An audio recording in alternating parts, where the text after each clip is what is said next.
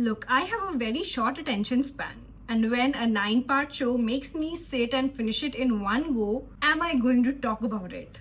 Department Q, which is a crime thriller on Netflix, fills most of the criteria to be one of the better thrillers of the year. But is it all that fresh?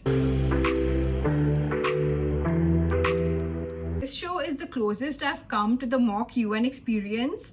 MUN from school days, if you remember, I used to think it's a massive waste of time. But some of my friends who were regulars there have a proper career in diplomacy now, so well done. Anyway, Department Q is a noir-ish series which is based on a book written by a Danish novelist, developed for TV by American writers, directed by an American and an Italian, has a cast that is mostly British, and the show entirely is set in Edinburgh.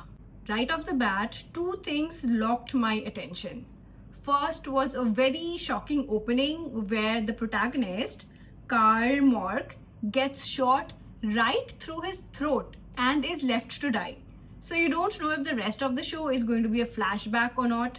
And the second thing is that the crimes which will be central to this series would all be cold cases. By its very nature of being committed a very long time back, cold cases are known to have this extra challenge when it comes to solving them. Are the evidences still extant?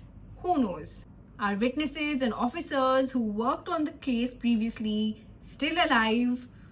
One can only guess. Though the case in question was considered closed only 4 years back, so it's not all that dusty, it does give the investigators reason enough to believe that the victim may still be alive. This assumption gives the whole plot a very necessary momentum and gives the investigators reason to hurry up their investigation.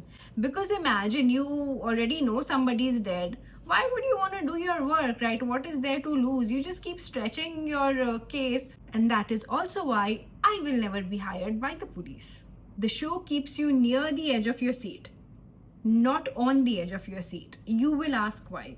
I feel that in certain parts, the entire vibe, the tense vibe, is watered down.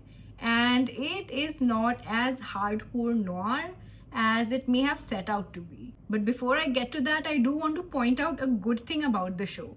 It takes a path not very commonly taken in crime-solving thriller sort of a story. The missing person is a very sharp and ruthless lawyer.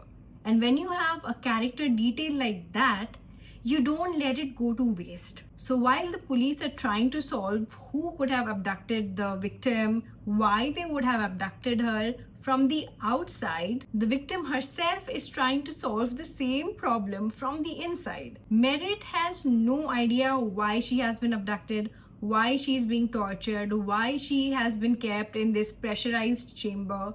And to figure out the answer, she has to break down all her previous cases, figure out who she's rubbed the wrong way, who she could have hurt or treated unfairly, and the list is a long one because she was not a very kind person. The answer is also key to her survival. If she's able to give the right answer to why you are here, a question posed by the kidnappers sounds so not scary, right? Posed by her abductors, she would be set free.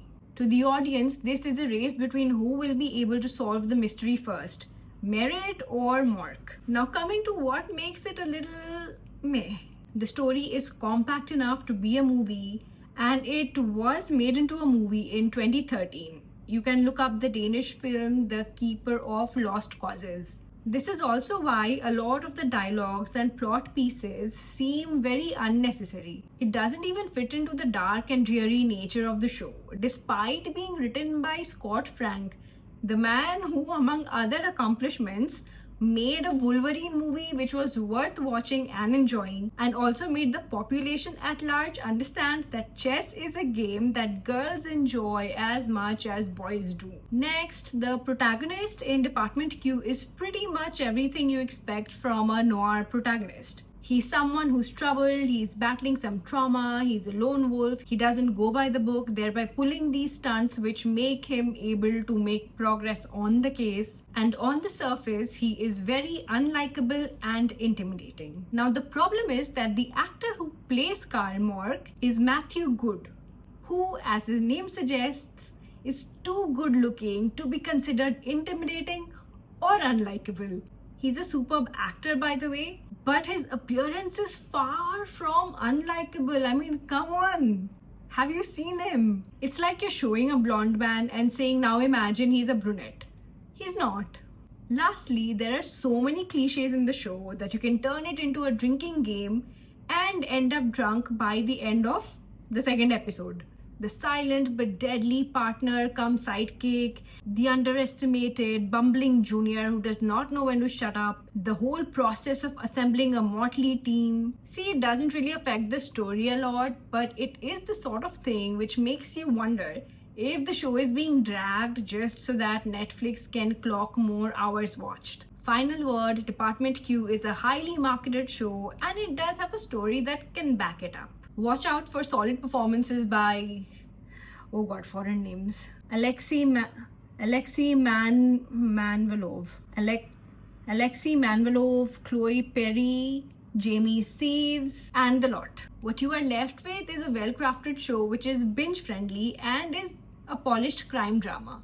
But if you're looking for some groundbreaking storytelling or something with a deep cultural impact, this show may seem very by the numbers. I would suggest you watch it anyhow because it just might be one of the better shows you watched this year. Hi, I'm Jessica. I watch movies and shows for fun and then I come on my channel and talk about the movies and shows for more fun. You know what to do. Subscribe to join me for more. Like the video if you agree with my views. If you don't, you can always put them down in the comments. We'll talk there. See you again.